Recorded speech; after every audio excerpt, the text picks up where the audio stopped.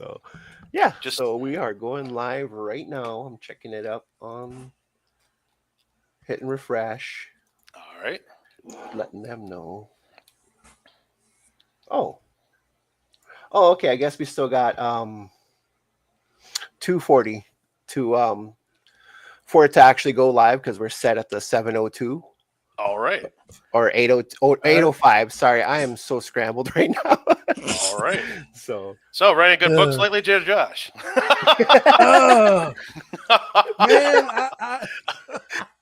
I haven't read a book. Oh my lord!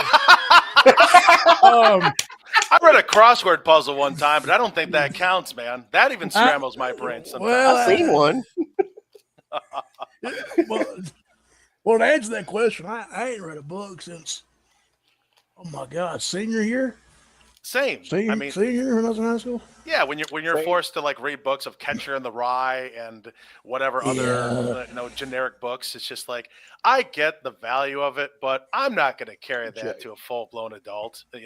At least me. Yeah. So, I mean, it's like half of the stuff you learn, like you'll some of it you'll carry on in the real world, some of it you won't. It's like, you know what I'm saying? It's like, like. Yeah, I grew up in like the days of like we learned how to type and we did like typewriting classes and stuff like that, and we had to learn like checks and balances. And then all of a sudden, God! Hey man, I'm not trying to show my age, but I'm there, man. I like bunked with Abraham Lincoln back in college. You know what I'm saying? Oh. Oh, you're gross, darn animals. I took like a there was a class I took when I was in junior high. It was like a typing class like that. It was brutal. It was brutal. Mm-hmm. Yeah, man. And very brutal. Yeah, and with technology nowadays, it's like you really don't need to do anything. All the formulas are right there in Excel spreadsheet if you're going to use it, and yeah, I feel, look, all I'm doing is trying to survive like 50 more years because I know Terminator 2 Judgment Day with all this AI stuff is going to come in full effect. So I'm all prepared. Happening in 2 years, my guy. 2 years? Holy shit, man. Why didn't you tell me? 2027. Well, I tried. We were talking about Terminator and trilogies the other day. Look, we were all supposed to evaporate in 2020 according to the Mayans and whatnot. This so is here true. we are. 2012, but hey, are you correcting me, sir? Why are you correcting me all of a sudden? That's what we well, you know what? My boy ED is in here to fact check you. So use that AI and to according fact to check his me, sir. And according to his facts, you suck for $2. So no doubt I do. Apparently I do. We'll get there. Dude, AI is. Have y'all seen all this AI stuff that people are making? Like, I've seen like a bunch of wrestling. They did like a bunch of stuff on good God, what was it? They did a bunch. They did like a bunch of things on Michael Jackson. They did a bunch of stuff on like Elvis. Yeah. I'm like, what the? Yeah. I'm like, good God. I know they're actually signing like voice contracts. I guess I forgot who the. I don't. Michael Caine and a few others. Yeah. So when they pass away, they're gonna still get residuals and money based on because of the sexy ass voices that they have, and it's just like that's crazy as all hell, man. Back in like the 80s and 90s. All right. Well, speaking of AI, Don Reynolds. Yeah. He looks like Aaron Rodgers on a Canadian tuxedo screen. And say hello to Don.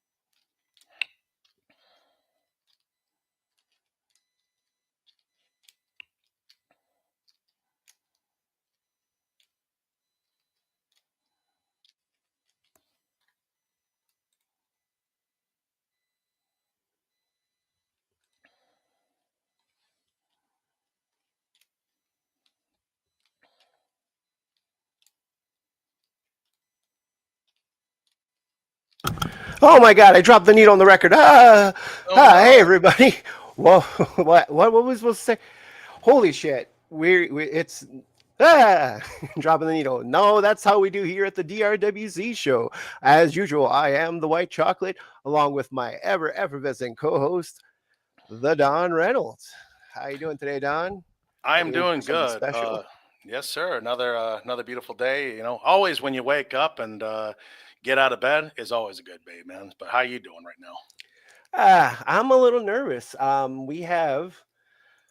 Holy shit, we've got a certified legend in the building, and I have a little package I found. I want to play, but I don't know if you want to kind of drum it up a little bit, or if you want to, let our audience know what's going on. Because I'm Yeah. nervous as shit. I'm dropping fish everywhere. No, absolutely. So we decided to switch gears in terms of what we normally do, from normal Discord into just kind of YouTube right now, and we are kind of dabbling into the special guests. But I'll tell you what, there's no way to get that started than this special guest right now. So, based all the way from the great state of Tennessee, the founder, the owner of Tennessee Backyard Wrestling, TBW. I have with you the fucking man, the myth, the legend, the man. Did I say the fucking man already? It's Josh Allen, the big dog. Josh, how you doing today, my friend? I'm doing pretty good, guys. Glad to be here. Glad to be here.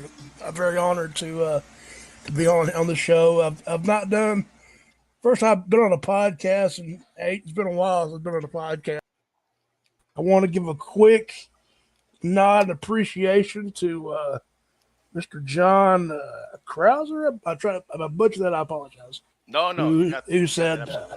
Yep. he said, hey, there's this podcast out there, and I'm like, okay, and they said, and when he said I'm associated with them, but I'm everything and et cetera, and he's like, did you think about getting on there? I'm like, I'm not done a podcast in a while. It's been a pretty good while and everything, and I'm like, sure, why not? We'll give this a try, and I'm glad to be here. I'm excited to be here.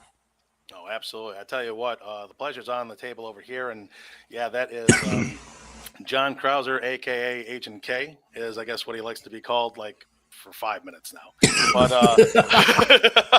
but I'm very happy that you accepted our invitation to be on the show today. I'll tell you what, though, before we kind of get into this, a little bit about a background in terms of how we found this. So I first discovered it, and it was in my algorithm in the YouTube, and my when I think of backyard wrestling, it's always not the positive feedback, and right, because when you think of backyard wrestling, unfortunately, you think of just a bunch of people running around beating each other with fluorescent light bulbs, tables, and it's incredibly unorganized. There's no storyline. It's just and it was all really influenced by like places like ECW, XPW, places like the hardcore thing. So when I first saw that, and I'm like, backyard wrestling, I'm like, okay, I don't know if I really want to see this. And then what really caught my eye was the flamboyant Gage Flair. And I'm like, wow. Yeah, because what? Me. Yeah, so what the first times we checked out your show was season 8, and the first person I saw was Gage Flair, and I'm like, okay, I now I have to see this. So me and myself, White Chocolate, and a couple other people were like, we got to sit down and watch this thing, and we came out obviously with positive open minds and whatever. And as we watched the show, our jaws really just dropped because we are like very old school wrestlers. I mean, we keep up with current wrestling nowadays, but when it comes to like passion and the things that we grew up on, it was mostly the 70s, 80s, and 90s. It was mostly it was mostly gimmick wrestling, NWA type of features. I mean, when we see drop kicks, we have or drop kicks, atomic drops, double noggin knockers as an example, we go ballistic. So So when we first saw that, our jaws dropped because we're like, wow, This is an NWA type of feel. They got storylines. They tell us, like, I don't have to necessarily go back on episodes. They tell the story right there. You know, back in season finale 6, when you beat me, this and that. I don't have to necessarily go back to season 6. They tell the story right there. And then the evolving Right. characters such as, you know, the Prophecy Jay Wild, now going to FAFO. You know, we have Legend Mhm. Shade. We got the Fat Asian turning into the High Roller as an example. We saw this and like, well, look at this. There's no cussing. They don't have, you know, they have somewhat hardcore matches, but they have like good storylines. They have like actual wrestling that they do. They have a ring, and you know what even what even dropped the ball or dropped my jaw even more is the production. So you had your commentators of Roger Cross and Josh Ross, and then you have the Red Bubble advertisement in terms of Right. merchandising. I'm like, Oh, wow, you know, and it came to a point where we started like, okay, Bad Moon Rising's coming, season finale's coming, so, you know, episodes 182, and then we started to, you know, actually know the characters. So that's a little bit of background in terms we found you, and I tell you what, man, good on you. Thank you so much. The show is, you know, I'm not trying to, you know, I am trying to boost you up because it's worth it. Well, I But you know, appreciate that, man. no, it's a, you know, it's a great background, and you know, it's a great alternative for something that someone else wants to watch and has that old timey feel. Oh yeah, for sure. That's kind of when I first, you know, got when I first had the idea to do this. Like I know, going back to what you said a minute ago, but I mean, we can talk about like when backyard wrestling was a thing, like early in like the 2000 era. Of course, I was born in the 90s. I was born right in '99, so I was like right toward the end of the Edge era, and wrestling was very, very popular. Mhm. And it's just like, you know, because back then it was considered basically, like you said, ECW was to the thing, XPW, the hardcore deathmatch era. I mean, it's still popular today. I mean, don't get me wrong. I mean, people has their excuse me, their favorites type genre wrestling.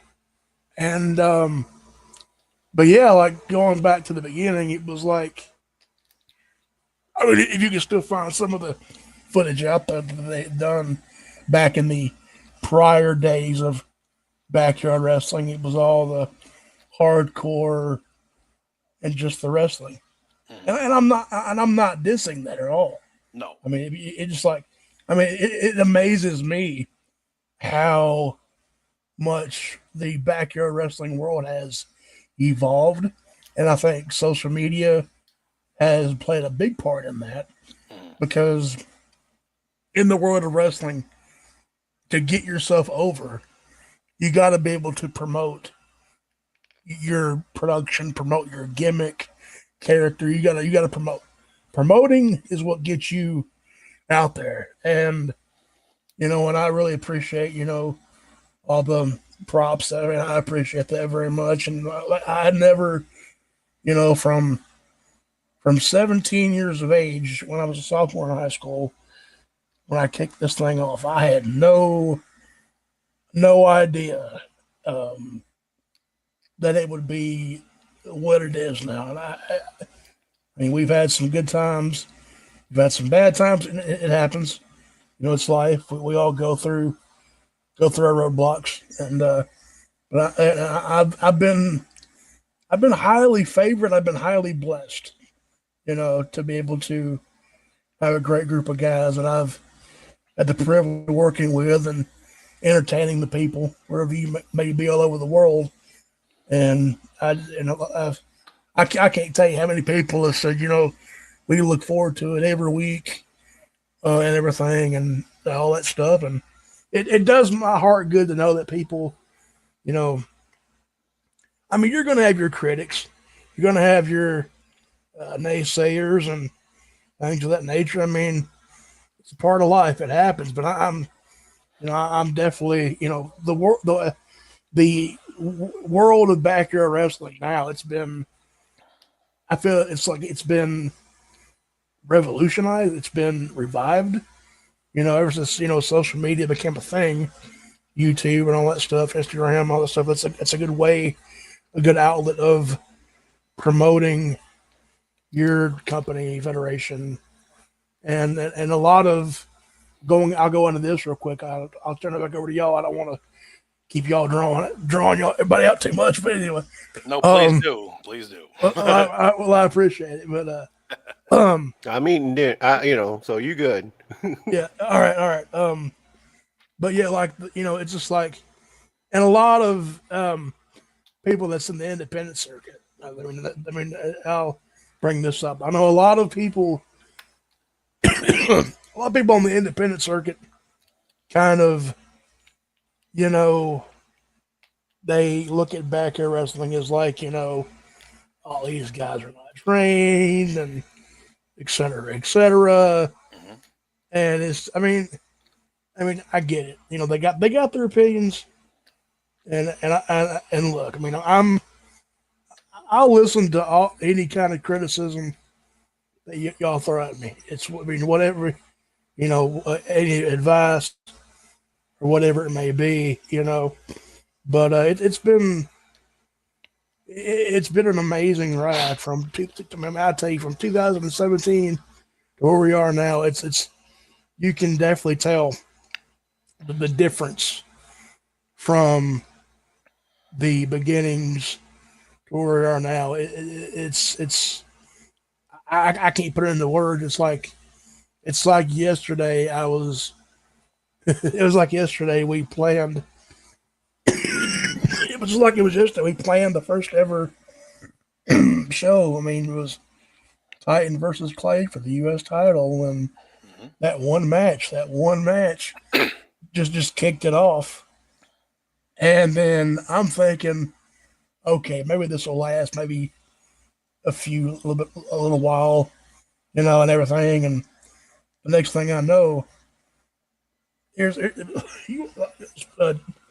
talk about the dedication. We legitimately, this is no BS. This is legitimate.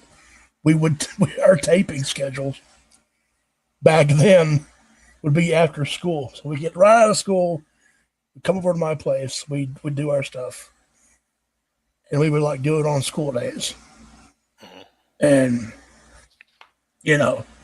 and now all of us being out of school, and now it's on the weekend, which is thank the Lord for that, because that definitely helps out a lot. But anyway, but going back to that first episode, I had no inkling of a clue that it would become what it is now. And a lot of people, we've had people from all over the world watch us. We've had people from Germany, people from Australia, people from different parts of the world that watch. It's an amazing feeling. It's an amazing feeling to be able to, have people to tune in and support. And, like I said, there's a few good times that we thought the doors were closed. We've always found a way to survive and thrive in the darkest of times. Because, like I said, we've all got our dark times. We've nobody's perfect. I don't claim to be. I never will be. I just, like I said a minute ago, I'm very blessed with a great crew of guys and the people that tune in and watch and support and everything. And I'm very, like I said, I'm a very blessed person. Raised in a religious household. Son of a preacher man. I pulled up. Wait a second, Josh. Now being a Sure. being a preacher man, being a religious household, you think that wrestling being kind of a violent sport entertainment business wouldn't be like in the whole, but I thought I heard I think you had a second cousin on your dad's side that was like a heel professional wrestler back in the 50s and the 60s. Correct. Yes, he was, and it was. I didn't even know. Like when I was real younger, my dad was like, "Oh, our cousin used to wrestle." I'm thinking, "Yeah, sure, Dad, right." That's what I was young. I didn't know. So I got to meet him actually a few years ago. He lives up in Indiana. Okay. You know, he used to wrestle for. He wrestled for Dick the Bruiser for the WWA up there in Naples in the Bruiser territory. Good friends with Dick the Bruiser. And my dad's there. Real quickly. Now you talk about some wrestling. Back in the territory days, that's when it was legitimate, and it had to be real because, I mean, if they wanted to get juice or get some color, they're going to get it. I mean, there was no blood capsules, none of that crap going on. When they bled, they bled. Yeah, I mean, and people were actually like they really believed that wrestling's real. You're taking, you're punching my favorite wrestler in the face, and these were hardcore men and women. Dick For sure, Dick for the sure. Bruiser and Brody, and you got and on the women's side even Judy Martin, Lolly Kai. Mm-hmm. They're smoking cigars as they're like entertaining at the Madison Square Garden or Boston Garden back in the day, and it's just like sure. This was kind of like back in the day, in my opinion, kind of like a semi America's pastime.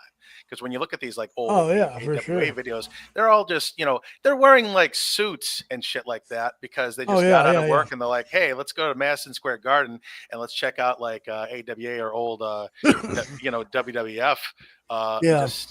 And you're right. I mean, I just absolutely love that stuff because you're right.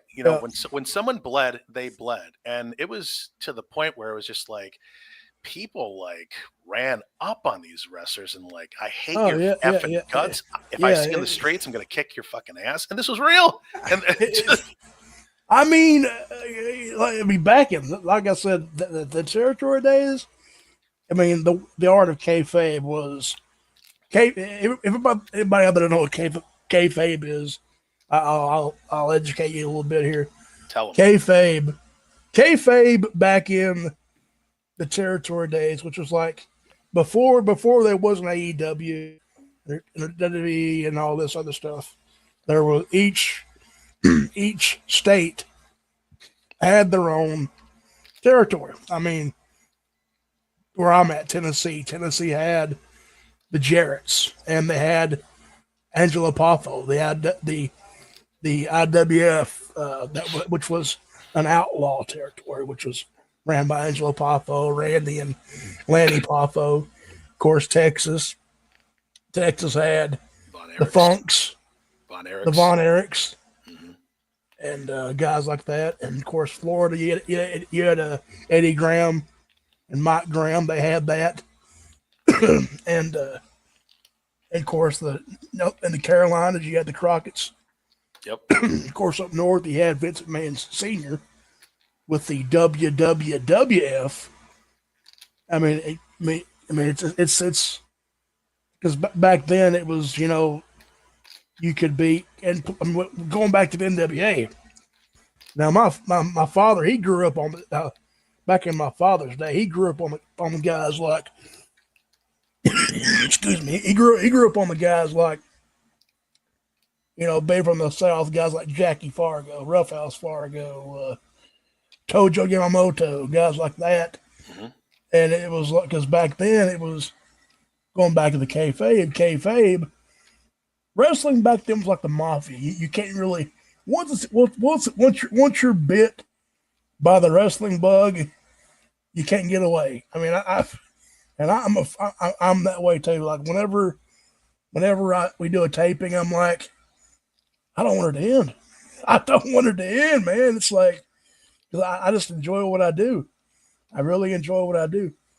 Well, when you got a passion for something, I mean, it's kind of hard to really get away from that. And you put so much work, and it's really not even work. It's if you got a passion for something, it doesn't even feel like work. And me, I definitely have a passion for wrestling, but it's more. There was a point in time, even after the Attitude Era, where wrestling may have kind of slumped a little bit, at least for me, in my opinion. And it was to the point where the passion kind of left out a little bit. I mean, it was still there. It's like I can watch it for a little bit, but it was to the point where any alternative, I believe, it's like, people were so desperate and drink from the sand because the WWE, as an example, they just, because they were the only game in town, as an example, they could do whatever they want, and unfortunately, they didn't put on as good a shows as they could have. So during that time frame, it was like, man, God, I wish I had an alternative.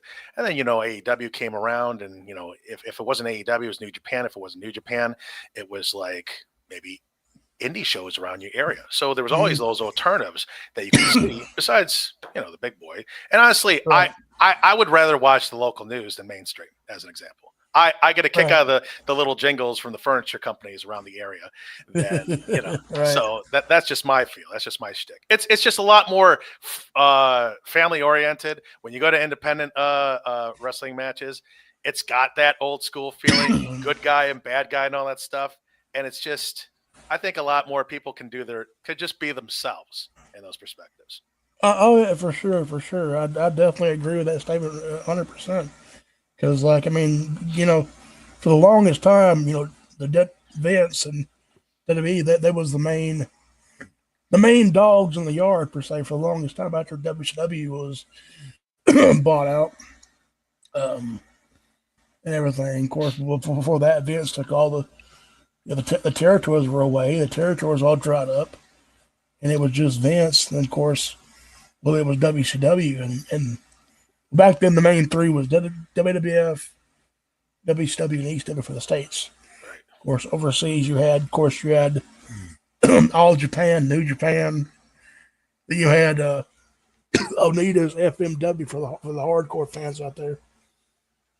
But it's been wrestling. It's changed so much over the years. It's great. I mean, right there you go. Right there's a good shot of, I mean, you got all those territories back then. It was tremendous. I mean, it was just back then. I prefer old school than new school. That's just me because it was more believable, and it was just I mean it was just a great time. Back in those days. I mean, it was the realism was tremendous. It was. Where now it's more all Hollywood based, and I'm like, I can't get behind that, man. It's just, and I'm 25 for God's sake. I'm 25 years old, and I got the mind of like an old man or something. The way I view things, man, it's just like I guess I have an old soul. A lot of people say, man, you got an old soul. I said, well, can't help it. I mean, you know what I mean? It's just. Well, do you prefer more the gimmick based? So what I like about wrestling is wrestling is one big soap opera to me. You know that the punches, everything's scripted, but it's not. You know what I'm saying? When someone takes a bump, you're gonna feel it. I don't give a shit like how you bump. Someone's gonna feel that, right? Someone gives you a step forearm or bump or whatever, and you start bleeding, you're gonna feel it. But the thing I liked about wrestling, even to this day, is the gimmicks. So anywhere from the Undertaker, the Warrior back in the day, even folks that weren't even like the top dogs, like the Repo Man and Skinner and the Berserker, for God's sakes. I just found more of an entertainment value, and as a business perspective, you can sell like merchandise when it comes to that aspect. Now, nowadays it's just like, well, here comes John Smith against Smith John. I'm like, okay. I mean, how real can you get? It's like professional wrestling. You're allowed to be outside the realm a little bit, in terms of, bringing your character out a little more than the average norm. And you're supposed to do that anyways, because it's a sport and an entertainment value in terms of you can be out of the realm. You're supposed to be out of the realm. And the more you're out of the realm, instead of like being Captain Vanilla, the more recognizable you are, the more niche you are, the more marketable you are. And I miss that. And I think they brought it back a little bit more. And that's actually what I like about your promotion too. I mean, you talk about looking back. You're into season 9, correct? I know you're episode 183, but season Yeah, 9. we're in season 9. Yes. I mean, if anybody gets in and I encourage everyone to check out TBW, but when you look at episode even 1 through like 64 as an example, even 1 through 100, it's absolutely night and day. And it's like Josh's crew, like he said. The first match was Andrew Clay against Atomic Titan for the U.S. title. I think episode 2 is when you won your first heavyweight title out of the 3, and then as you and then as you progressed, I think you were the first Intercontinental champion, and then you started to get, I believe, around episode 62, Gage Flair. So it's completely night and day. You still had the production effect back then, but obviously technology was still in kind of the birth, so to speak, if that's fair to say. Even though it was 17, it was probably a lot more trial and error. But I mean, here we are, 9,000 strong, at least on YouTube alone, 9,000 strong. And again, it just amazes me in terms of like the accomplishments we've made. But I was kind of wondering, like, looking at all these episodes, when did you actually sense like, hey, we're actually doing something pretty special here? And when did like the roster started kind of getting increased? Because obviously in the later episodes, you got Gage Flair, Atomic Titan, Robbie Andrews, but you also bring in like special guests like ATK. I think one time you brought the Nemesis James Taylor with the Resurrection crew. I think Xavier Thorne just came back, aka now he's KJ Holloway. So when did you know that, hey, this is something special? And I guess, how did it go from 3 people to now? It's been I tell you, man, it's all right.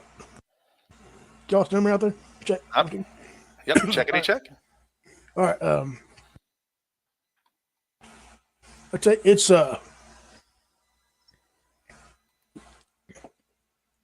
probably around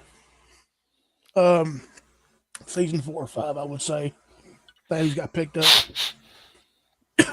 in my opinion. Okay. Is that when a little bit more of the roster base came along, or because I know like I think in season 2 with Ryan Baker and Lake's EBW, Lake Lewis. yeah, Lake Lewis EBW promotion. In season 2, you start to kind of do cross promotions, and I think you've done cross promotions anyways in the day, and I know that I have to assume that there's probably challenges when it comes. Hold on, guys. Give me 1 second, real quick. Oh yeah, take your time. 1 second. Thank you.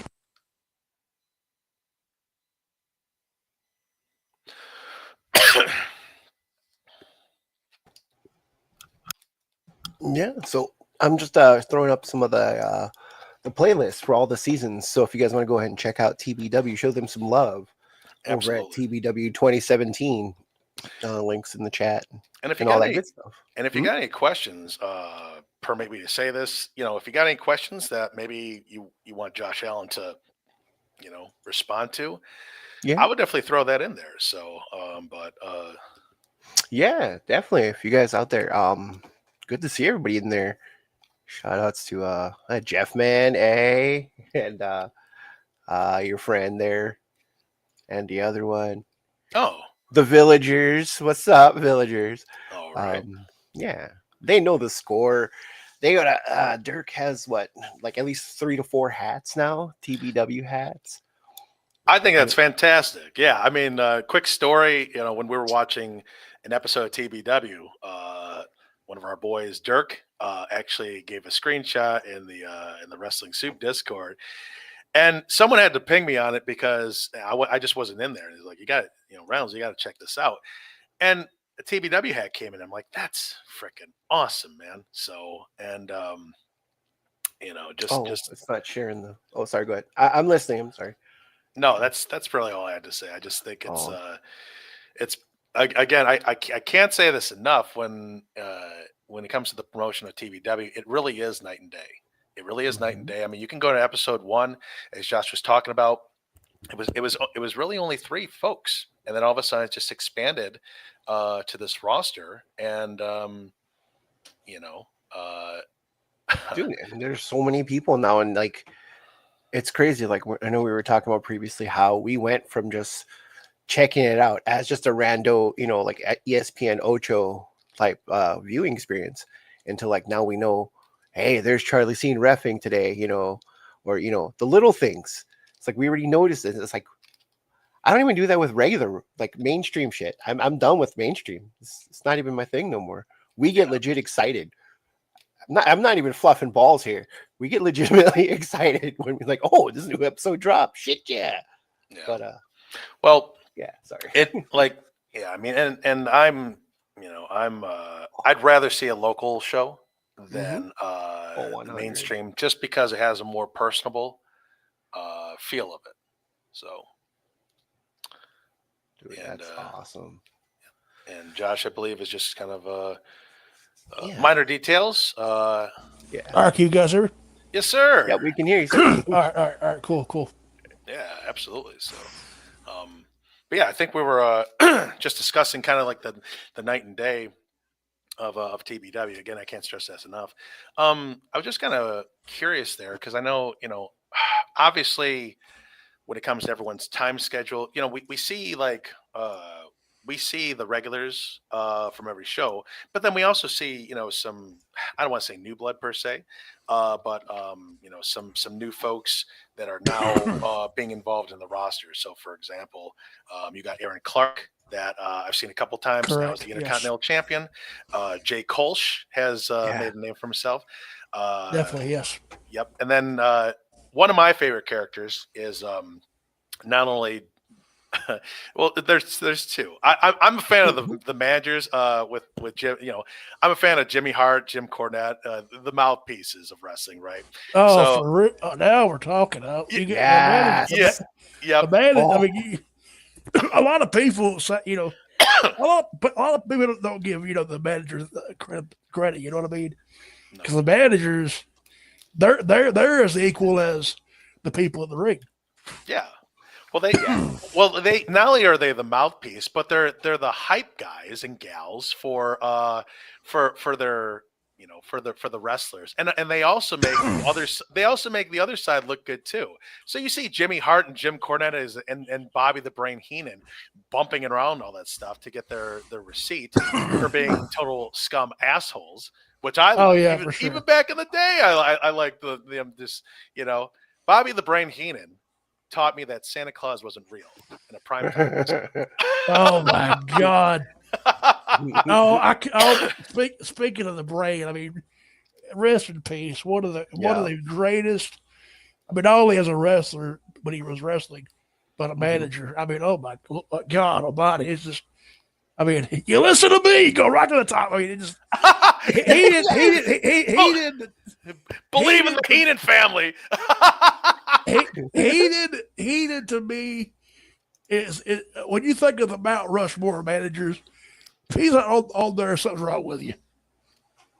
I mean, Heated was one of the greats. I mean, for God, when Ric Flair came to the WWF in 91, 92, my God.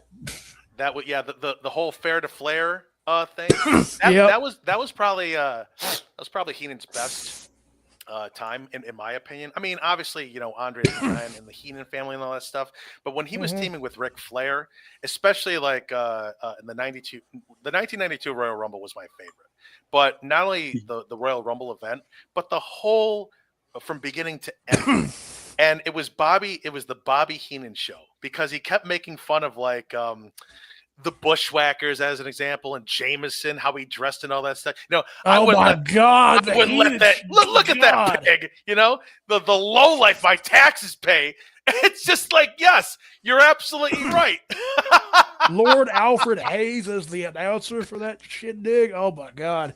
Oh yeah, I think honestly, I know like a lot of people like Jerry the King Lawler and Jim Ross, but I'm a fan of Gorilla Monsoon and Bobby the Brain Heenan all day. Me too. Same here, 100%. That's my Mount Rushmore. So, I mean, that whole WrestleMania 8, I think it was. Flair and Savage. Show me the pictures. Will you stop? If you want to be fair to Flair, you Woo! got to think that's a great robe. Anybody that is a great robe is fair to Flair, and then all of a sudden you Gorilla, will you stop? And then like Gorilla's like trying to make him upset. He's like, you're not gonna get me upset. And you can feel like fucking Bobby the Brain just boiling over and stuff like that because he's like meal ticket lost. And it's just the best. And then obviously you get like exactly. And speaking of the other announcers, I mean, the great Gordon Soley. I mean, come on, yes. No. Yep. Absolutely. The Georgia, however wide Gordon Soley for Georgia championship. I mean, you cannot get good as Bob Armstrong, Bullet Bob, said it the best. He said he was the dean of announcing. Yep. And what I know about this, Gordon Soley would actually get in the ring with the boys and take the holds and the moves so he could call them in the match. Oh yeah, absolutely. I don't know that about. I don't think about that. I was watching a lot of these shoot interviews, the behind the scenes, and I'm like, wow, holy crap. Oh yeah. Yep. Yeah. You wouldn't think to look at him that he's taking bumps and all that stuff, but yeah, he took he just wanted to be a part of the show, and part of the show is maybe taking some bumps here and there. Exactly. Despite what the role. Do you kind of think like the manager role is missing from wrestling nowadays? Well, I mean, it's still there, but I think it's not as big as it was back in its heyday. I mean, you only got really two managers, though. I mean, look, you got Paul Heyman, right? He's starting, he's starting his faction again, and then you have maybe MVP, and that's pretty much it. Where the yeah, I mean, where the Sherry Martells back in the day? Where's the Heenan family? You know what I'm saying? And again, that's look, professional wrestlers, everyone's got pros and cons when it comes to like, you may have a person with ability, but maybe they're not as well on the mic as an example. So here comes filling in that void when it comes to that interim. And here comes a manager that can like take them all the way.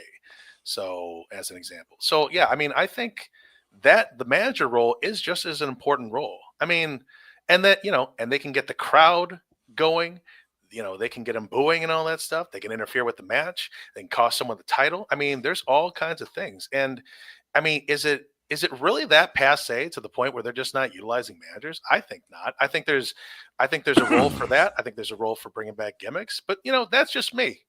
Who the hell am I? I'm just some guy from wherever. And, who likes 80s and 90s wrestling. Yeah, for me, I mean, I love the old days, man. I tell you, because like I said earlier, it was back in. It was legitimate, and It was real, believable. I mean, it had to be. I mean, it was because I think, and I agree with that statement. I think wrestling, it's like, where are the great managers? Where is your next Bobby Heenan? Your next Elizabeth, Sherry. I mean, in my opinion, there's not going to be there's only one. No. I mean, but yeah, I think the manager role, it's not like it used to be. And that makes me so, sad as a fan to see that, It really is. And it's just an as important role. I also think that the jobber role is imperative too, especially if you're bringing out someone new.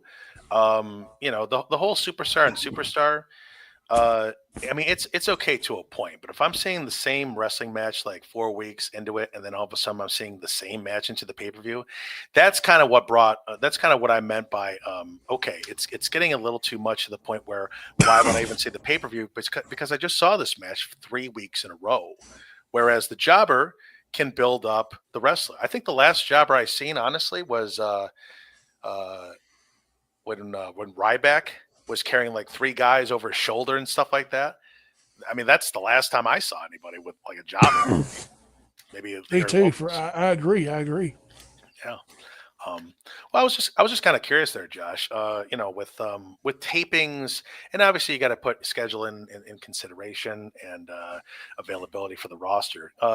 Kind of tell me a little bit more about the production, kind of on a daily. Like, how does one plan a show or an event? Is it, and how far do some of these guys even travel to go to TBW and perform? Oh well, I've never been asked that question in the podcast. That's a good one. Uh, Most of the guys here are local. That's a plus. I mean, you definitely want that. And some of the guys do travel very lengthy amounts to be able to get here. A lot of people think, oh, it's easy. No, it's not. It is no damn where near easy to promote, plan, produce, book, whether it be backyard, independent, whatever. It ain't easy because you don't know. Like we get to the day of, you don't know if anybody can make it, who's gonna show up, who's not gonna be here. I mean, let's say, I'll give you an example. Let's say if Aaron Clark is facing Robbie Andrews, and Aaron Clark can't make it, well, we got to think of a backup plan. Not until you got to have that backup plan. You know, I mean, it might not be great, but you got to have that. Right. Because like some I'm assuming some rosters, they have maybe jobs on the week or even the weekends. Maybe there's that too. Yes. I don't know if they work. I'm just as an example theory. Maybe they're working like certain shifts around the weekends, or maybe they have family. Maybe kind of hard of a challenge to, because every season seems to be different. Like for example, you used to have a lot of other folks that were kind of on a consistent basis. Like, for example, Russell Cooper. Russell Cooper was there on a consistent basis from season 8. You also had Daniel Cole that was there on a daily basis. I don't know if he was 6 or 7.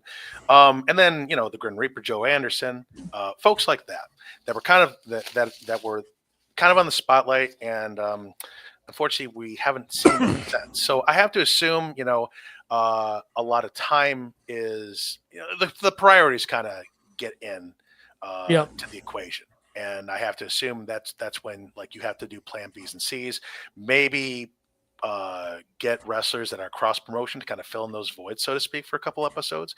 But I have to assume that that's the case over there. So, I was just kind of curious in that. And, I know you don't have to tell me who makes the sausage, so to speak, but I have to know. I have to know who runs the production. The Red Bubble promotions, the intros, the outros, who runs all that stuff? I have to assume, hence you being the owner, you have a big hand in it, but I don't know who really. I mean, you don't. I just really curious, because that's 50% of what I was like drawn into, and that was a lot of what our crew was drawn into. Is like, man, these guys are not only organized with the promotions that they do, but also look at this production that they do. It's pretty unique. This is not a normal, bottom line, Josh, this is not a normal backyard wrestling that I'm used to. Again, I'm used to people like jumping off of 5-story buildings and stuff like that for nothing, Right. It's like I said, in the production now, from the beginning, you can tell a major difference with the production. But going back to that question, I mean, there's a handful of people. I'm not going to drop names here, but there's a handful of people that ties into the production. And you know who you are. I appreciate you fellas very much, who take their time to, they do all. I got one guy that does the posters. One guy, he does like all the editing for the show. Like, he does the full on placing a match here, a backstage thing here, does all that. And I mean, we have our own production crew, like any other place, like a Vince McMahon or Tony Khan. We do our production stuff. We usually I check him and like, all right, let me know when everything is ready. Like, hey, what is we usually plan up an upload that we'll pick a day out of the week to do the commentary over that. Everything is finished, and then we'll finally get the episode out. Okay. So it's a process, but it's. But we usually deliver for the people, you know. Yeah, I would strongly agree that. So, and it's worth, in my opinion, it's worth the wait because again, it's like coming soon, episode, so and so, and I guess that's what I like too is that it's it's not every week. It's maybe every 2 weeks or maybe every 3 weeks to the point where I'm like, okay, it's not like, and I'm not saying your stuff is stale or anything like that, but when you see something every week or every minute, it kind of like, okay, what can they do to kind of like freshen their product up? Whereas like if you do it like 2 or 3 weeks maybe at a time, that brings the eagerness, I guess, to watch the next video, so to speak. So Right, like how can you draw them in, like reel them in next? Like what kind of cliffhanger? What will draw me in next exactly. to be able to check this thing out here? And I think we've definitely done our share of that over the years of drawing people in and viewing the product. I definitely appreciate the fans out there because without the fans, we probably wouldn't be where we are today. That's the God's honest truth. I agree 100%. And I appreciate the fans. I appreciate the guys I work with. It just, like I said, I'm very humble. I've always been a humble person. And I'll always be that way because I'm no longer here. I mean, I try to, give the people what they want to see. And it's really up to the boys in the back to, they're the ones that deliver. Mm-hmm. Give me, what they, what they want to see. I mean, and I'm like, all right, fellas, go out there and do the best you can do. Give them a hell of a show, and and we've done that for about 9 seasons now. It's been what a ride. I tell you, what a ride it's been. It's been tremendous. It really has. Now I know you played a lot. I know you played a lot of roles with. Being a performer, being a member of, I think the first group in TBW, if correct me if I'm wrong, was Bad Company. Wow. I'm loving the history here. You've done your homework, man. I'm impressed. I appreciate that. Yeah. Absolutely. Yeah, Bad Company was the original group. Yep. So Bad Company, and then you moved I believe into the Misfits, where I forgot exactly when the Painmaker. I was waiting for that question. Sir, yeah, I mean, you know what's coming, man. I know, like, based on information, I think it was more of an influence with Chris Jericho's, right, and all that stuff. But being a performer, and being a general manager. And even doing outside, I mean, what would be like your favorite roles if you had to pick? Like, is it more or less being in the ring and being a performer? I mean, you're going to be a performer either way, but I don't know if like your favorite time was like being a general manager, where you can do backstage segments and more promos, or was it like being a wrestler performing like in the ring? For me, my favorite role, if I could list like top 3. Third would be GM. Manager would be number 2. Number 1 is definitely everybody's trying to be that in-ring performer, and everything. And I think I've excelled in all 3 of those categories.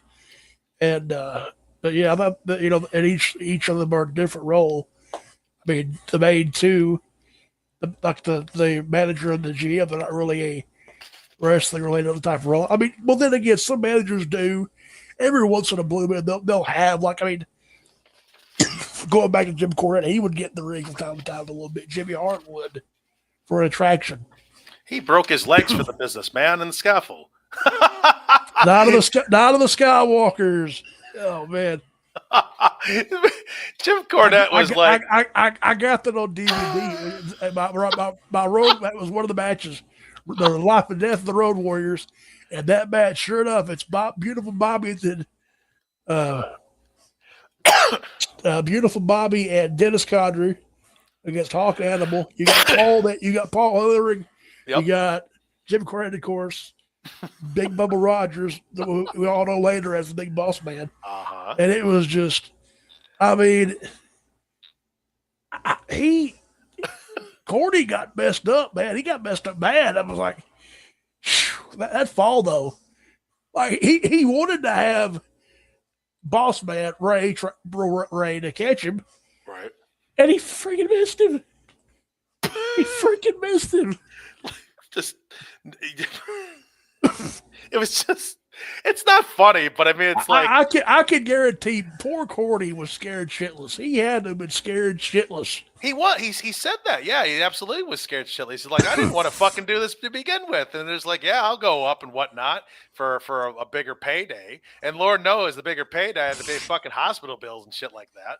So it's just, for sure. I'm like, damn, man. And that's the thing that sucks is like, well, maybe not a manager because you can still play like a wheelchair role, but if someone gets hurt, especially back in the day, man, you're fucked. And that's when unfortunately like the drugs and had that lifestyle. Yep. Yeah, I mean, you know, if you didn't work, you didn't get paid, and you didn't eat. So exactly with the painkillers and whatnot, that was just Yep. a rough life, man. Rough life. I mean, think of the guys we've lost. Yeah. Over that. I mean, Young. Yeah. Pillman was young when he passed away. Perfect. Rude. Perfect. Rude. Owen. Yeah. Oh, and that was Owen was. Oh my god. That my father said he actually saw that. Oh my god. During the pay-per-view, they wouldn't show it, and that to me, one of the most dedicated performers I've ever seen in the business. Yeah. Absolutely. And it cost him his life, and I mean, watching that Dark Side of the Ring, I mean, I got emotional watching that. Yeah. Because, like, especially the part where Cordy's, because the last thing Owen said was, look out. Like, he's more worried about everybody else than himself. And he knows he's done. The last thing he can say is, look out, I don't want to hurt you. Owen was, I mean, I prefer Owen over Brett. I mean, Brett was a good worker, but promo skills, not the best. I mean, Eddie Hart was up there. I apologize, but Owen had the charisma. He had the in-ring work. Owen was great. And now Pillman, that he worked his characters so damn well. You didn't know who was working or shooting. Yep. He was just that good. I mean, there's a lot of guys we have lost due to that wrestling lifestyle, and it's just. I mean, recently, the Bray Wyatt death, that shook everybody up. Absolutely. That was insane. I was like, because one of the guys texted me. He's like, "Hey, Bray Wyatt passed." I'm like, "What?"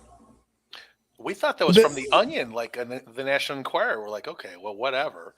And then all of a sudden, it started getting the mainstream media. You know what? Unfortunately, when deaths like that happen, now all the negative people come back and go, you know what? That's wrestling because then they put a negative spin on wrestling. Oh yeah, they want to blame the business and wrestling did this. I mean, no, like you got to understand that these people, there's the gimmick, and there's the individual, Yep. and a lot of people fail to leave the gimmick in the ring, and there's a lot of people that will become the gimmick, like they will lose the reality of the individual, the real person. You're absolutely right. And the folks that like bring negative publicity, they haven't seen anything. They haven't seen any wrestling. They're just like, oh, Right. Wrestling's just a drug-filled company with, it's just like, F off. To be honest with you. Yeah. Like, I mean, you got to understand. The guys and gals that have done this, whether it be territory days or even now, they're on the road 365 days a year, and they're always traveling. They're getting hurt, injuries. I mean, what do you? I mean, and going back to the whole issue with the taking the stuff per se. I mean, when it comes to something like that, what are you going to do? Would you rather take something to kind of ease it, or would you rather just suffer? Yeah. Now, and I'm not trying to promote, hey, take this. I'm not trying to. I'm just trying to get. I'm giving an example out there to people that don't understand. Because I've from 7 years old to 25, I've lived, eat, breathe wrestling. I've centered it. I watched a lot of it. My father educated me on it a lot too. So it's I just I love the business. From 7 years old to now, it's pretty much been in my life for a long time. But I don't think it'll ever go away because it just when you are captivated and invested and drawn into something, it's hard to shake that away, and it'll forever stay with you forever. And I will always be a wrestling fan, in my opinion. At the end of the day, until I'm no longer here. Yeah, that's the way I feel. Well, and I think you're right. I mean, and there's no real reason to have it go away. Again, if you have something, Exactly. if you have so much embedded and so much love for something, not to get all sappy and corny and whatnot, but it's true. If you got a passion for something, why let it go away? Why Exactly. why Right. step away with it? And now, if you can't perform, there's something I can do for the business, whether it's talking, whether it's helping people Oh in the yeah. back, all that stuff. And that's the thing I like about professional wrestling. You don't necessarily have to perform in the ring.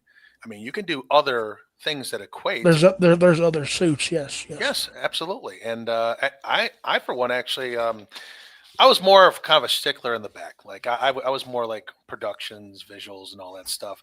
Again, the presentation is what drew me in terms of wrestling. Now, don't get me wrong, and maybe you agree with this, Josh. I think a lot of the roster is way more athletic than the guys in the 80s and the 90s. So, Oh yeah, for sure. For sure.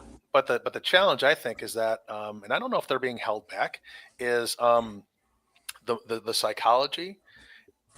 I think they got just a lot more potential to bring the psychology of wrestling, like sell the leg, sell the arm. Now, I'm not saying like put a person in like an arm bar for 20 minutes like back in the day, but if someone's working the arm as an example, sell that for the rest of the match and utilize it in terms of psychology. Whereas there are some wrestlers that may accidentally sell the wrong body part or don't sell it at all. Now they're hulking up all of a sudden. Exactly. Yep. Oh shit. So, but I was kind of wondering too. I mean, you had some matches in TBW. Two-part question. What's the favorite match that you had in TBW? And I guess what's your maybe overall favorite match in the company itself? Now there's obviously anniversary matches, season finale. One of my favorites was Chaotic against Leather Shade in the ladder match. Vendetta, right? Yes. Yeah, yep. So that was actually a good one there. But I mean, obviously you have a lot of rivalry with the Rodney Dangerfield of professional wrestling, known as Atomic Titan, always wanting respect. For fuck's sake! You know what I'm saying? Here we go. Now you're gonna rile me up, guys. I mean, boy, I tell you, I don't get no respect at all. Right. Show me. Shut up, man. I just can't respect you if you're always telling me to shut up. I'm gonna break the fourth wall, and I'm breaking kayfabe here. But all right. I mean, but a lot of people over the years like, do you hate his ass that much? I'm like, no, because it's like that's the beauty of it. But people like they take it, and I love what I love about it so much is like people that are not smart up to it. It's like, man, those two hate the hell out of each other. In reality, we're close. I mean, he's one of the key figures. He's actually Titan is a co-owner. He helped me produce this thing. Me and him, literally. I mean, it's crazy because he helped me out a lot, and he's been a great friend and a great rival. I mean, we have done. I don't think that rivalry will ever end. I swear to. I don't think. And people never get tired of seeing it. I don't care if I'm a good guy, a bad guy, the painmaker, not the painmaker, and it's like they never get tired of seeing it. And I'm like, holy shit! It's like, I mean, you have something special. They never get tired of seeing it. It never gets old. I mean, he brings up the best in me, and I believe vice versa. I do the same for him. And honestly, he is one of my greatest. But going back to the matches, probably one of my favorite matches that I've done. Well, I'll drop it. It's me and Titan Backyard Chaos 2, the strap match. Okay. Yep. Yeah, I love that match. It was just. Speaking of that match, I'll plug this. That actually, that match actually got the rub of Chris Jericho. That to me was, I'm not shitting my pants because I thought it was a work. I thought it was a rib.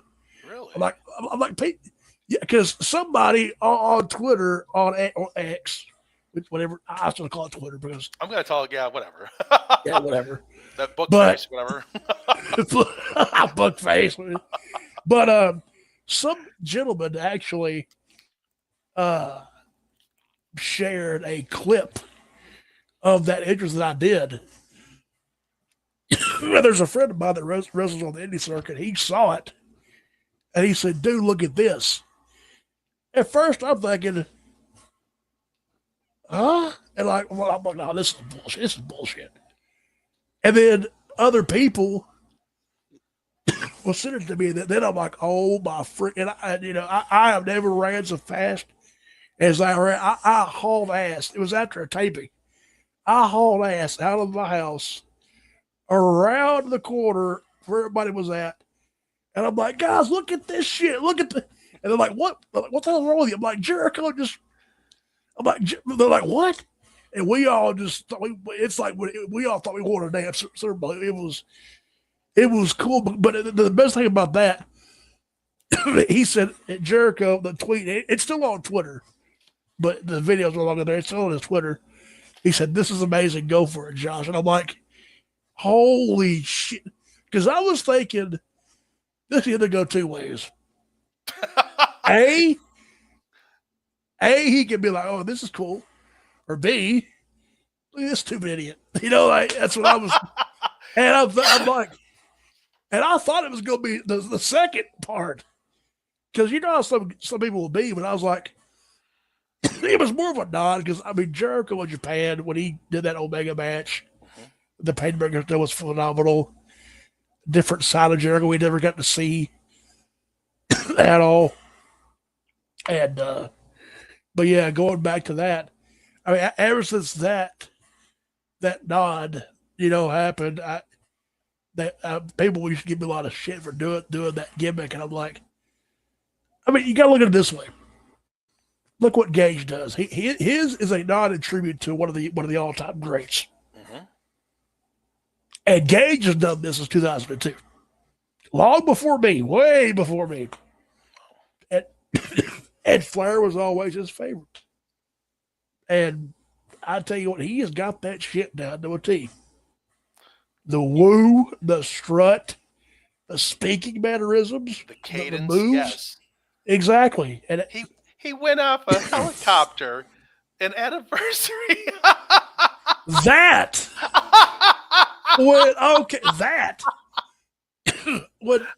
Okay, so he told me that he's gonna do that. I'm like, okay, you're bullshitting me. Okay, yeah, whatever. And then Titan actually, Titan and they come over that same day, and they show me the footage. And I'm like, okay, yeah, here we go. Here we go. Flair was 86 when he was coming to the copter. Like I'm like, good God, you guys. Yep. I couldn't agree with that. Wait, That was so great. What's up, Josh? wait. Did you? I'm a bit deaf in this ear, Josh. You said they got 86 coming out of the copter No. for doing that. Oh, No, I mean No. the flare, the 1986. Josh. oh, Flair 86, and yeah, Jesus. Flair, yeah. I'm so dumb. That's the I was like, dude, because when Sure. we saw that, roll we with that. marked the hell out. We were like, oh, dude, they got a copter. yeah, everybody That's right. everybody's like, oh shit, and I'm like, and it was tremendous. Like I was like, yeah, because the fair up here, usually you annually would always do. They would do that. They would actually, you could pay to be able to like ride around, ride around and do that. And he paid for it. Just, there you go. And I'm like, there's only one gauge flare. That's all I'm going to sell that subject. There's only one gauge flare. Oh, yeah. Dude, But he is playing a tremendous part in the company too. He's been a great asset. Great guy. Down to earth, he humble. seems like a really sweet guy. Sorry, not to interrupt, but like, He yeah, is. for real. And Yeah. I'm glad you confirmed that because we can see it like not only in just like the matches themselves, but like you can see the care he puts into it. Like with the younger guys, looking to bring it up, and he just like the heart, like him, and Titan. Like as far as I see it, not to get all sappy and ball washy, but I see you guys as like the heart, keeping it together, and then it just branches out, and it's just that's some wild shit, man. That's all I'm Oh, saying. Yeah. So, Oh, I appreciate it. well, I appreciate y'all tuning in, and I'm loving the y'all's studying here. It's been like I was like, oh, it's like half of this show that I don't remember. I'm like what I did that what? But Yeah, it's like we were kind of wondering like how is he gonna walk in like this? Is he gonna be like who the hell are you guys? This random person just texted me or whatever, said, "Hey, you busy on Wednesday?" And you're like, "No." So we were kind of wondering like how you're gonna delve into this too much. So, but I'm glad you're here. And going back to the rivalry between you and Titan, if people are honestly believing that you guys hate each other, you fucking did your job. bingo. That's it. And that's exactly it. If they bought into it, it was, Yeah. and I love that because that means they're invested. They want to see more. I mean, and I honestly got we have feuded we have been feuding all seasons. I don't care what position I've been into the company role. It always goes full circle. Why? I can't explain it. It just happens, and the people still love it. Well, it's different to when again, the Painmaker, Bad Company, Yeah. and I at one point wearing a mask. I think I forgot something Dragon, if I'm not mistaken. American, yeah. When he tried to go as a babyface, his American is nod to Brian Daniel. He's a big Daniel Bryan fan. I mean, Daniel Bryan's he's good. He's a great worker. There's this, Ring of Honor days, and of course the Daniel Bryan run, the days in AEW. But yeah, that's when he was trying to be a baby face. But I'm like,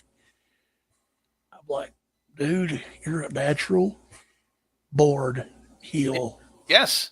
When he came out as the general manager, when he was always like, he had his. I wish he would bring this back. I'm not going to tell you how to run it, but when he first came out as general manager for season 9, he came, and when he beat you, I'm sorry, but when he beat you, I hate to live the loss there, Josh. I'm so sorry, but when he beat you in the match, and he came up with this suit, he had he had his hands like always folded over, like just this.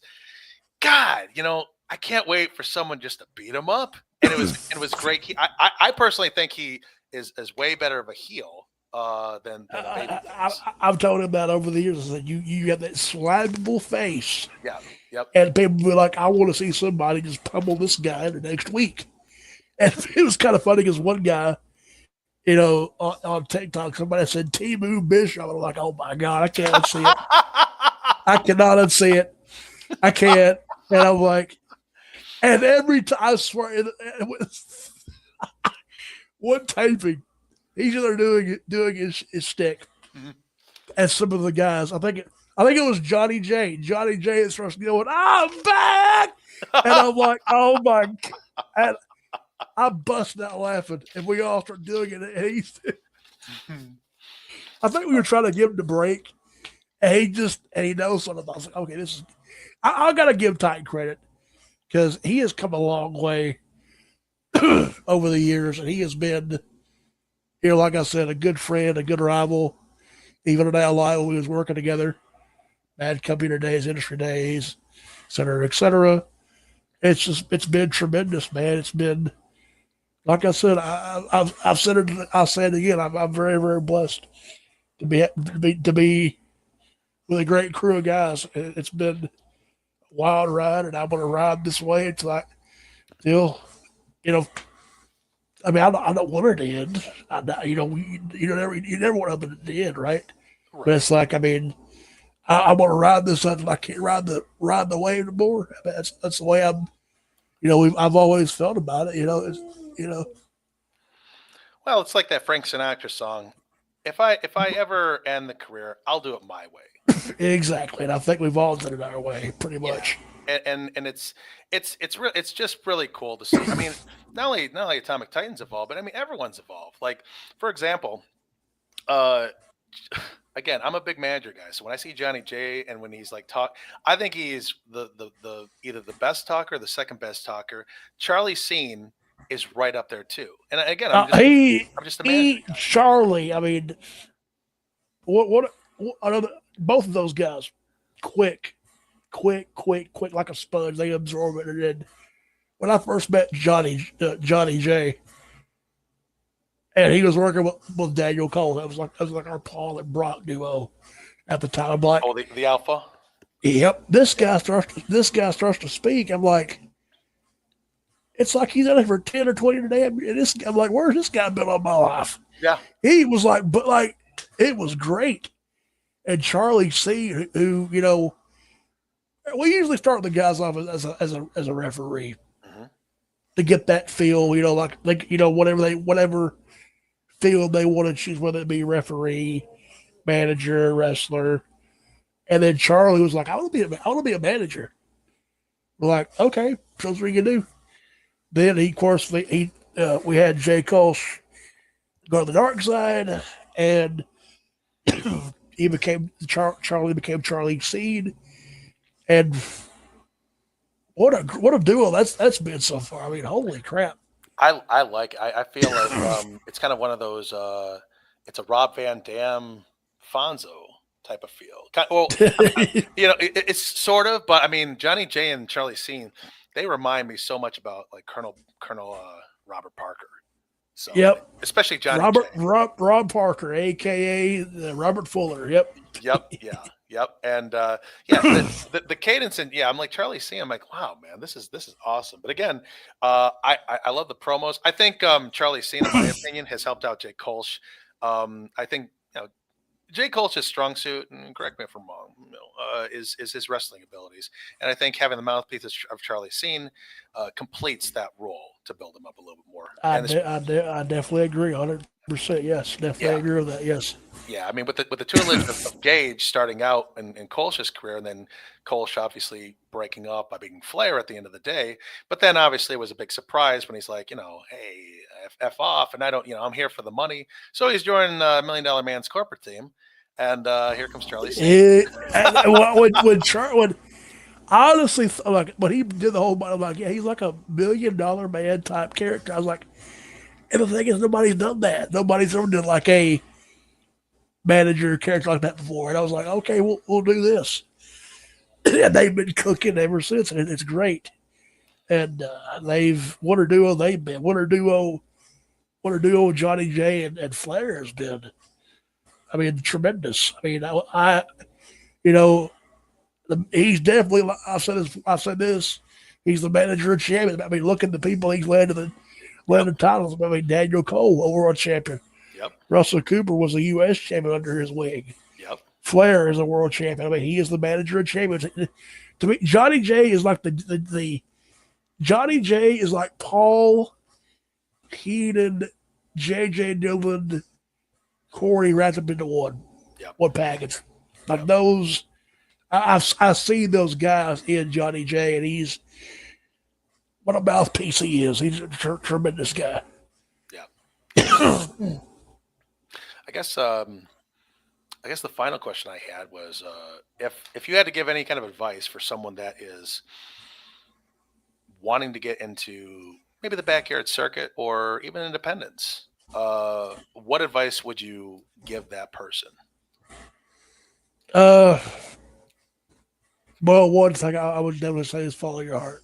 Follow your heart. If you got a passion for it, do it. I mean, like we talked about earlier, or whatever, you might not be able to do the physical aspect.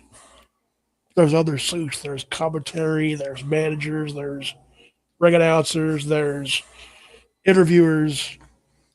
A lot of different suits in the world of wrestling. Just follow your heart. Follow your heart. If you got to quote Dusty, if you got a dream, or do it, shoot for the sky. That's just do it to your best ability. And never give up. Never, to quote John Cena, never give up. Don't ever give up. If it's your dream, ride that to the waves fall off. That's because you never know what'll happen. I mean, look at what we've done for 9 consecutive seasons. That's right. We have done that for 9 seasons. It's been tremendous, and and everybody, people that like I said, I've done many roles. I've been a good guy, I've been a bad guy, manager, wrestler, authority figure, on-screen authority figure, and and all the people said, a lot of people said, we love you as your original self. Then we loved you when you was the Painmaker, and I was like, and I have those fans, of course. I mean, when I go up, I didn't bring this up, but I wanted to earlier. When after I did the Painmaker thing as a wrestler, they was like, "Do you want to try it as a manager?" And I'm like, "Okay." So first, it was me and Joe Anderson working together. That was like our Taker and Paul duo. Mm-hmm. Then when the opportunity came around, I was working with Ledger Shade. Now that, a lot of people, like to this day, people have loved the Painmaker Ledger Shade deal. It's been, what a ride that was. I mean, for God's sake, I mean. One of my favorite moments of that, I didn't mean to cut you off, but one of my favorite moments was when the Painmaker and Ledger Shade, didn't they take over the commentating on one episode? Yep. That was the State Classic. That was the State Classic 4. We hosted the State Classic 4. And that was all again, bringing the forward, that was Ledger Shade's idea. I was like, hey, I was like, what if they hijacked the commentary? He's like, yeah, the was ever done that, and it worked. I mean, when I got working with the Shade, and I got to give Robbie Andrews, Fat Asian credit, because before taping, we was going to do the first ever stuff about Painmaker and Shade working together as duo. And Andrews told me, he said, dude, be like the Penguin. And when he said that, light bulb. Because we got the laugh. I see. Yeah. The classic TV show, Burgess Meredith. That's where I got the laugh from. Wow. And a lot of people was like, because I've told Shane this, personally, and probably I said, man, I said, not only have we got the wrestling fans, we got the comic fans too. Because think about it. Have you ever seen a Penguin like manager and a Joker like wrestler in wrestling? I don't think so. But going back to that, when he said that, it was like a lot. But so after that, I would go back and watch Burgess Meredith's portrayal of the Penguin, and what a great role he had. So I was working with it, you know, because we're in the ring doing our stuff, and then I say my line, and I go, and then we after that we everything we cut, and Ledger's like, dude, keep doing that. I'm like, all right, and it just and people like to this day they loved that duo, and it's like because I mean he of course Ledger had his streak, with the title. He did his whole Roman angle, and we're like, okay, we'll ride that long as we can. And what a ride it was. I mean, of course, now he's back in the company, returning back. That was a shock value. And of course, he left the company for personal reasons, like because burnout. That would definitely play a factor because you've had a belt for so long, and we've been, rather everybody. What's next? So he took a break, left the company. I went back to being my original self. Then he comes back and holy shit, chaos again. Here we go. But it's like I said, man, what a ride I've had. It's been, we've had ups and downs, good times, bad times.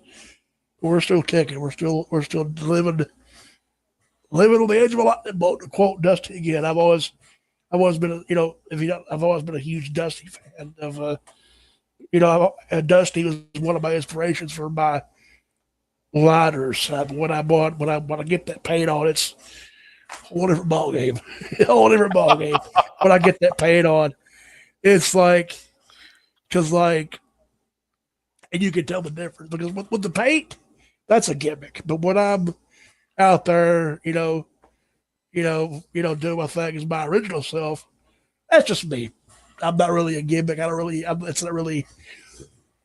It's just Josh doing Josh. It's just me being me. I keep it 100. That's what I'm doing. No. When that paint comes on, it's a whole different ball game. A whole different ball game.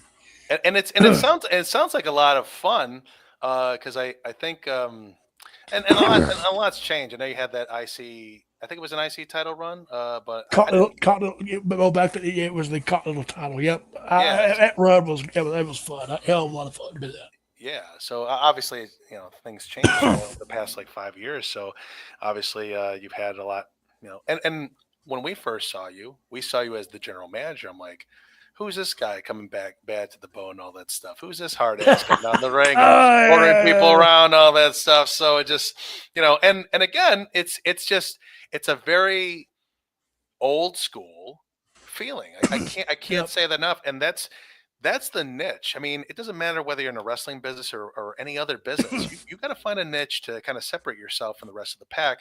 And I think with TBW, compared to everyone else, and again, full circle with the notorious backyard wrestling type of feel. Backyard wrestling, unfortunately, was notorious for, well, not unfortunately, but backyard wrestling was notorious for hardcore stuff. This brings a new pedestal when it comes to here's what you can do and here's what you can do successfully. And it's and it's not a Rubik's cube. It's creative, but it's not a Rubik's cube. I can follow along with it, and I don't have to watch the episodes because someone is going to explain to me this is what happened. So in every promo, I like the fact that people are explaining, hey, we fought at such and such Bad Moon Rising, right? I remember that Bad Moon Rising, I owe you a receipt and da-da-da. I can follow along. Now I'll go back regardless, because I like it, but I don't have to per se. And that's what I like about it. I could be a casual fan watching TBW's latest episode of 183 and I could be like all caught up. So Right, exactly. We try to get entertain everybody as much as we can with rampages and events, things of that nature. We've done a hell of a job over the years, man. And we've had a lot of people come and go. Some of the original talent is still around. Myself, Andrew Clay, Robbie Andrews, we're the only OGs left out of that original lineup. And we've But it's crazy how, like, because some of the OGs, they've, moved off from, from it, and I understand. I'm not going to sit there and say, oh, have any, sour grapes, because that's their decision. Right, but Yeah. you still have the likes of Manny Cobra, Xavier Yeah. Thorne, known A, as a lot of this new breed, new people that, because I mean, Manny Cobra, Thorne, or Mhm. KJ, whatever the hell he goes by now. I'm the last living miracle. Okay, we'll see. We'll see how you're the enforcer over there, KJ. A lot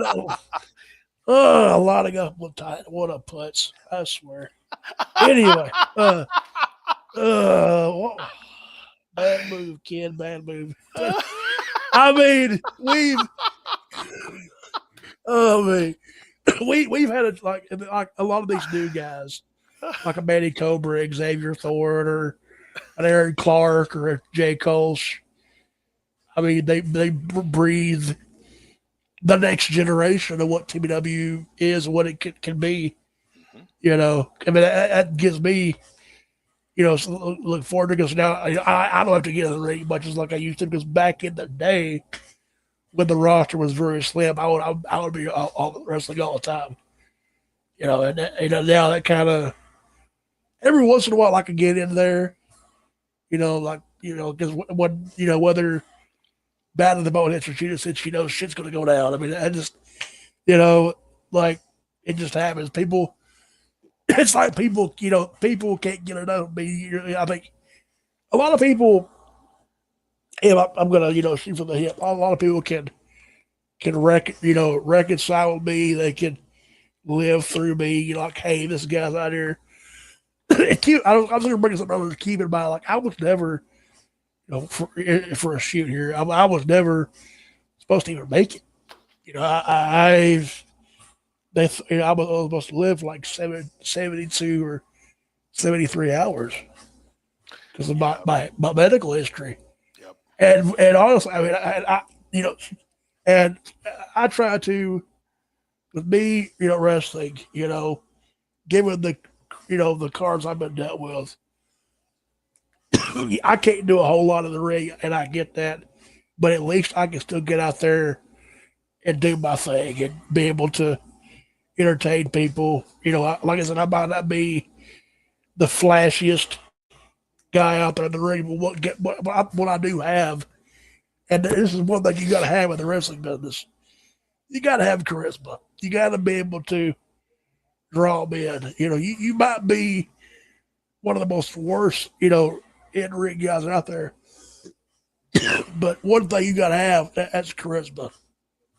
You got to have that charisma, because that's one of the big key factors of being a performer. You got to have that charisma, that it factor. No pun intended, Colch. But anyway. So you mean the someone calls him the shit factor? I don't understand. I don't understand what Josh Ross's problem over there, sir. Oh me. Well, a fan started doing that, and again, a lot, there's again, the commentary, again, breaking the fourth wall. Oh my God!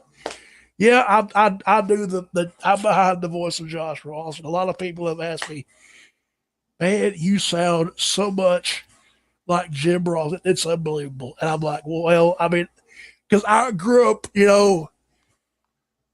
every Raw I grew up, hello everybody, welcome to Monday Night Raw. It's good old, I'm gonna hear that every time, like, and I'm like, one of these days I'm gonna do something with that. Take inspiration from that. And people love it. I mean, I've had people tell me, we watched to hear you talk about it. I mean, we watched to hear you talk. I mean, and I appreciate that. I really do. And it's just like, and it's like, and honestly, the commentary production, if you think about it this way, it's another character. I didn't even put two and two together until many episodes after that. we're just like, wait a fucking second, because what we're doing, we're trying to figure out like the King and Jim Ross The type of nitpick feel. here, and I Yeah, love it. I love it. and I'm like, man, whoever the voice of Jim Ross is, give that man a raise. And then we're just like, Somebody told me give that guy a contract or something. I'm like, well, I'm over here like, well, that's pretty cool because Yeah. I actually I've had a guy. TBW getting that guy from, and we started contemplating like, is he doing the show like afterward? I mean, is he? Are they just giving him the film in some random place and tenant? Here you go, buddy. Just do this and go from there. I swear to God, Josh, I didn't even put two and two together. And in hindsight, I'm like, Don, shame on yourself. Oh man, it was because like I've had a guy. Shout out to the NWA champion, well, one of them, Jeremiah Plunkett. He told me, he said, man, he said, if I had a company, I would hire you to be my company. And I said, well, man, I appreciate that very much. I mean, Yeah. It's kind of cool to get that recognition. I mean, it's really, it does my heart good. Because it's like you never know who's watching. I mean, like you never know who will tune in and be able to see it. It's all over the world. I mean, we're literally can be seen all over the world. Thanks to YouTube and thanks to our stuff that we've done for the past 9 seasons. I mean, it's been like I said, it's been an amazing ride. It's been a long road, and we're still behind the wheel. We don't plan on stopping anytime soon. It's been an incredible journey, and I'm glad that you guys enjoy it, and everybody out there enjoys it. It's been tremendous. It's been an amazing journey. It really has. I'll tell you what, Josh. In closing, never take your foot off the gas in this one. I think you struck a really good thing here, and over the past 8 years, and the fact that we got to know you a little bit better, stand up, humble guy, and that. Yeah, that's kind of why I wanted to come on there, like, because again, John was like, he's like, would you want to be a character? I'm like, you know what? I've seen a lot of these shows when they come on there and do their stick, their gimmick. I'm like, I'd rather give like a behind the scenes approach, because a lot of people might want to hear these stories and the upbringings and how all this stuff. Like, I'll do the promoter role here. That's what I'll do. I'll do the owner role. That's what I'm going to do for this. Yeah, I think the Painmaker would snuff me out like 10 minutes into the show. I'm like, okay, interview's done, sir. Painmaker, you got to go. You can't be making fun of me and all that stuff. Shut up, Don. There you go. And like, the crazy thing is, I to this day, I find myself doing that. It's crazy because it's like it's never. I mean, because like I could be, I'll do that. I'm like, the hell. I mean, I can't help because I mean, it was that. I mean, it was that role was. It was everybody enjoyed the hell out of that role. I mean, it was tremendous. And I find myself doing that laugh, and everybody was like, "Dude," they're like, "That's creepy as hell." And I'm like, "I know that's the point. Right? That's the point." I mean yeah. I mean, hello, knock on wood here. Hello. But man, I tell you, it's I'm proud of my guys. I'm proud of all the guys that have helped me over the years, and I could have done this by myself. And I tip my hat to everybody in this federation, whether you're still with me, whether you're not anymore. We have definitely made a dynasty out of something really, really small. And it's been very tremendous. And if I could do it over again, would I? Oh, hell yeah. Definitely 110%. Would I do it all over again? Oh, yeah. Definitely would. It's been, and like I said, we've had 9 seasons. Of course, next year we'll be doing our 10th season.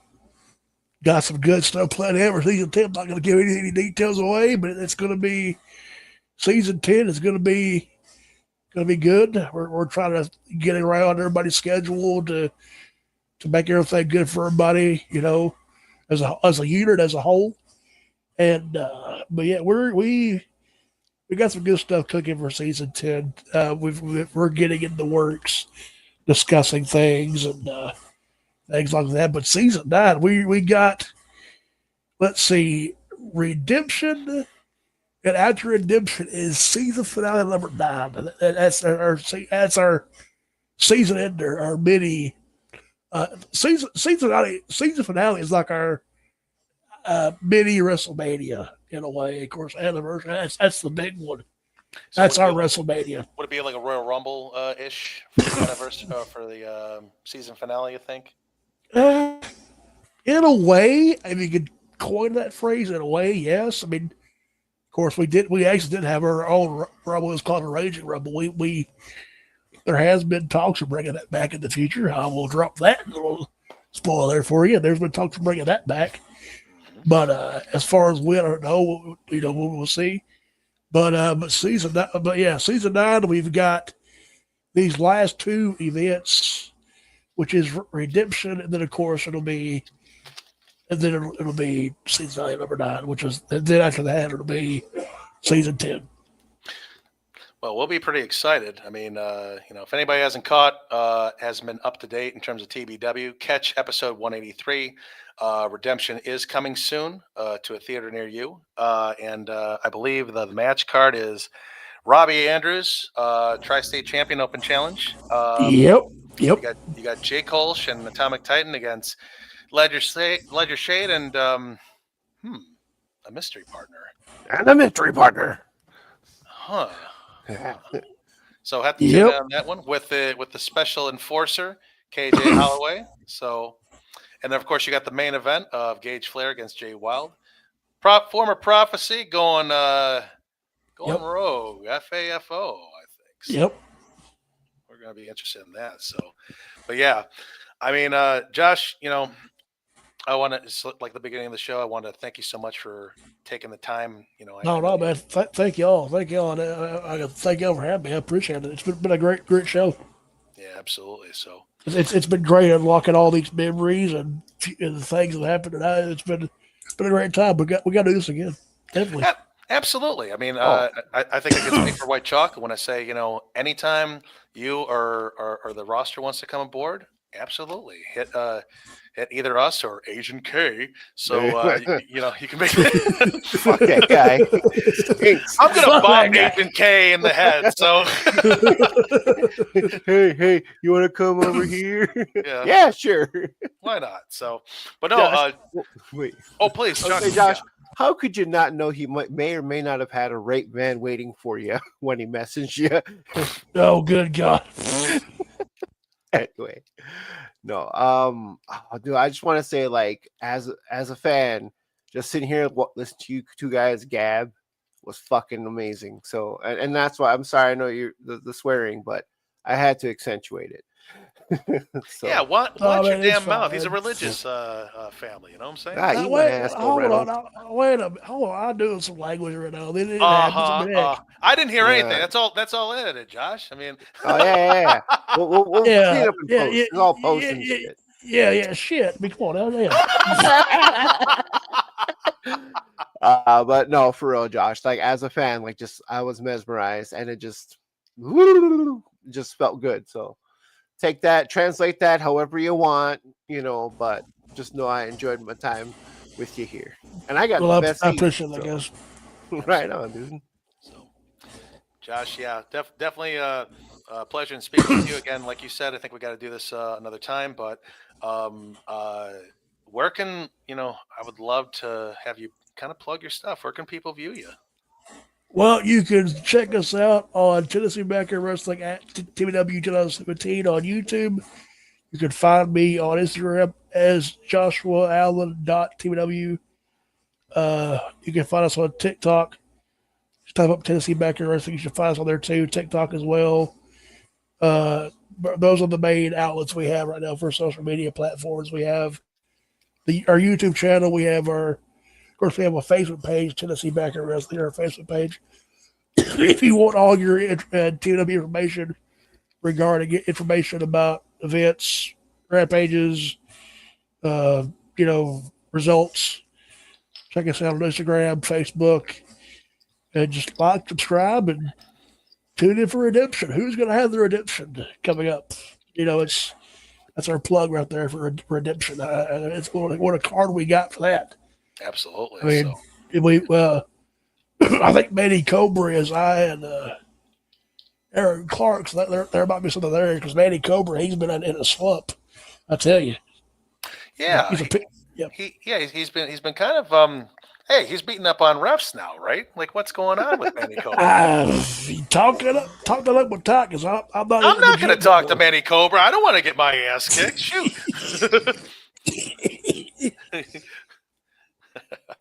Yeah. Well, plug of our own there. Check out every Wednesday or every Thursday, 7:30 Eastern Standard Time, the Wrestling Soup with Joey Numbers and Missionary Anthony the Missionary Thomas. Check out the DRWC show every Wednesday, 8 o'clock Eastern Standard Time. Again, we're going to be trying to go towards new directions. Hey, we may do more stuff like this. I think it was a pleasure in speaking with the big dog, Josh Allen. Man, I'll tell you what, a lot of knowledge in wrestling, and don't get your foot off the pedal, man. Keep doing what you're doing. You got a lot of support with our group, and it was an absolute pleasure in you joining in. We really appreciate it. Well, thank you guys again for having me on here. Thank you, John, for suggesting this, and I had a great time with y'all tonight. Reliving some old stuff and some current stuff going on, and a little talking about TBW, and of course the history of wrestling in general. And it's been, we got to do this again, 100%, definitely, for sure. Absolutely. In the future. Hell yeah! Anytime, the door is always open, my friend. Absolutely. So our friend, I gotta say, shit. There you go. So, well, good deal. Well, thank you so much for the live audience and checking out the DRWC show. And you could have been anywhere, but you decided to come today, and we will talk at you later. That's right. Don't forget to wash your meat and fuck Buddy the dog. All right. Or I don't know. Was that it? That's it. Oh, okay. We're still live, so yeah, Josh, are you still there, Josh? Yeah, I'm still there. Yeah, thanks, buddy. I really appreciate you coming along. Thank you. No problem. It's no problem at all. I've had a blast. Yeah, and let's do this again. And again, if you have like other folks in the roster that may want to come on and just shoot the shit, dude, I could have talked with wrestling about you for 6 hours, and that's not. I mean, old school wrestling. Holy fuck! So I would have sat here for 6 hours and listened. That's not even blowing smoke up either to your asses. It was really that good. Yeah, Josh has double the. I'm double the age fucking Josh is, and he has like right up there with knowledge of old school wrestling than I do. So, oh yeah, that was. I know, yeah. I was like, shit. All we need is Dr. Steve here. We'd have 3 generations across the board. I mean, talking about territory days. I mean, I've seen like I said, I was back in the territory. I've seen